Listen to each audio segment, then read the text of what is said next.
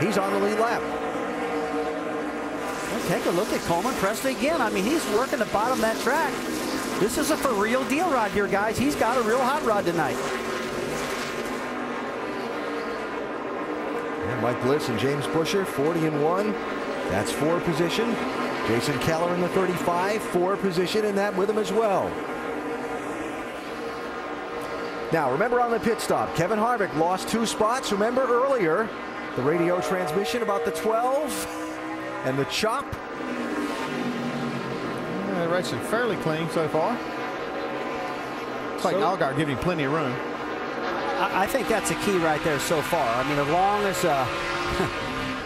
long as Kevin's right there on him, and if the 12 car chops him, what some people call it when you cut in front of him, getting down in the corners, that'll make a driver aggravated, and that'll aggravate Kevin very, very fast.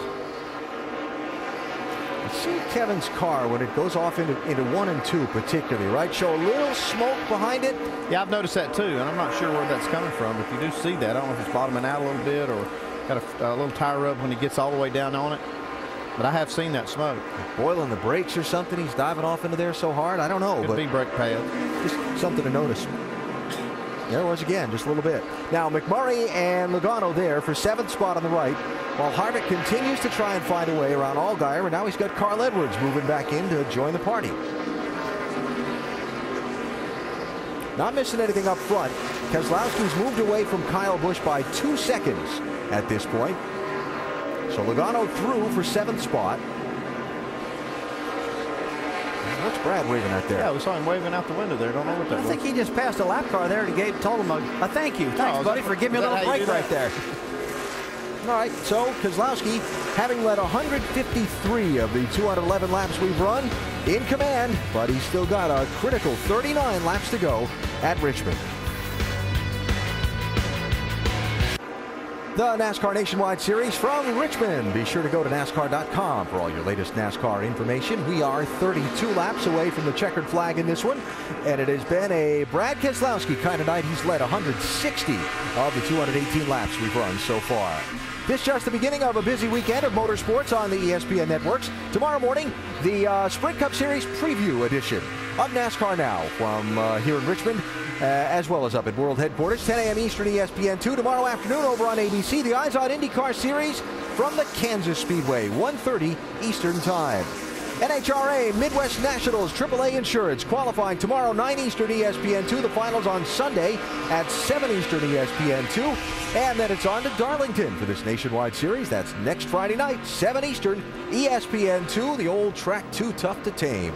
And boy, they will be tearing the right sides off of those cars at Darlington. We saw it last. We've seen it every time, Andy. Sparks flying off the wall. Oh, they got to run right against that wall of Darlington, and they're going to be tearing them up.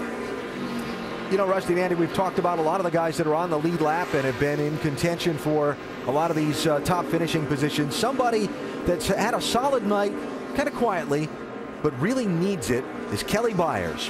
Yeah, absolutely. Running 10th right now. He's got a good, strong run. He's kept that car out of trouble. You know, he was over at Dale Earnhardt Jr.'s place, and they replaced him. But now he's with the crew chief that's, you know, is not as dominant as Pops is. Pops Sr. over at Dale Earnhardt Jr.'s place. I think this crew chief arrangement kind of matches Kelly's, you know, style a little bit better. They're both kind of quiet guys, and Pops wasn't like that. He's a real good one. He's vocal. Davies giving that 10 car a good run tonight. And I asked Kelly, so did you get to take any seats or helmets or driver suits from Junior Motorsports? He said, no, they have carbon seats over there. I couldn't use those, but I went to my own shop and I got my old aluminum seats that I used to run before I worked for Junior Motorsports. I had a fire suit that I ran for these guys last summer. Of course, I had my racing shoes and the flame retardant underwear and all that kind of stuff, and my own helmet. But, you know, he said it's been the best thing about this is just what Rusty was talking about. That relationship with Stuart Cooper. He's guided him through getting this car up to speed today, and it was that same relationship last year at Iowa that let them know that they could do a good job together in what right now is a one-off. They'd like to get more races together, but that's dependent on sponsorship. Yeah, Kelly, the 7th different driver in this number 10 car in the last 7 races. Now, that's hard. Driver, crew chief, when you got so many different drivers shuffling through the seats. But again, that speaks to this relationship that Kelly seems to have with Stuart Cooper. They get together and on this one-off, roll into the top 10. Well, you got to hand it to Stuart Cooper to work that many drivers and keep the car as competitive as he does. He does a good job. All right, 25 laps to go. Matt Kenseth there, chasing Byers, trying to get himself back into the 10th position. Up front, it is an even bigger lead. Keselowski to Kyle Busch, 3.2 seconds with 25 to go. Now we're into that territory where history says we're going to have another caution. Well, Kyle probably likes to hear that. Yeah, he'd like a shot at a late race restart. This is kind of what he's been used to doing, is getting out front, leading by a lot. Tonight he's the chaser. You know, one thing I'm watching right now, though, Andy, is Justin Allgaier back in the 3rd position. He's actually been the fastest guy on the racetrack, outrunning his teammate, outrunning Kyle Busch. He's probably one of the guys that likes to have another shot at it also. Brad Keselowski, after winning last week in Talladega, has led the most laps he ever has in a single Nationwide Series race tonight, Mike. Well, when you talk about those race trends, well, certainly for a lot of reasons, Keselowski does not want to see that caution come out in the last 25 laps. Obviously, he'd lose his big lead, but something also he said before that last round of pit stops was very telling. He said his optimum run is between 40 and 50 laps in. That's when his car peaks. This run, if it goes to the checkers, will be about 61 laps. Now, let's see if that caution doesn't break out in this big pack of traffic right around the leader. Wow. Hornet's nest right there for Keselowski. 09 car that he's just gone by there. Hermie Sadler running his first Nationwide Series race since 2004. I talked to Hermie this morning during practice. I said, so how different is it? He said, I have never driven a coil-bound car before. This is completely different than anything I've ever driven. But he's out there tonight having fun. And good to see him back. And good for him. Yes, sir. 21 laps to go. Our last commercial break between now and the checkered flag. Will there be a late twist of plot, or will this be a Keselowski romp to the victory trophy? We'll find out when we come back to Richmond. Reminder about ESPN's Sunday night and Monday night Major League Baseball. On Sunday, it's Jose Reyes and the Mets and Ryan Howard and the Phillies. That's Sunday Night Baseball presented by Taco Bell at 8 Eastern.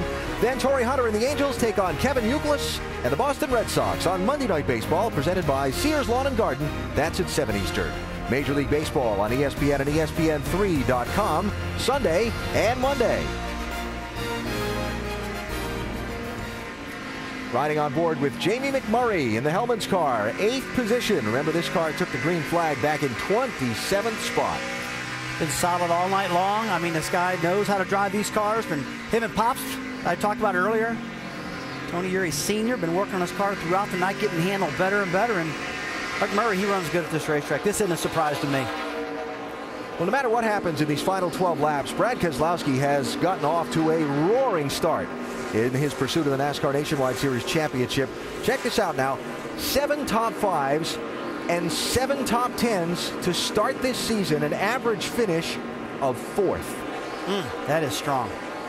And this is a new team. I mean, who saw that coming? I mean, I knew, Keselowski's a great talent, but starting up a new team like that and to be that dominant right off the bat, I mean, that's impressive. And both of them. I mean, Justin Allgaier's teammate also. They've both elevated him for sure. Having this team come on board has really elevated the performance of that 12 team with Allgaier. When you get here.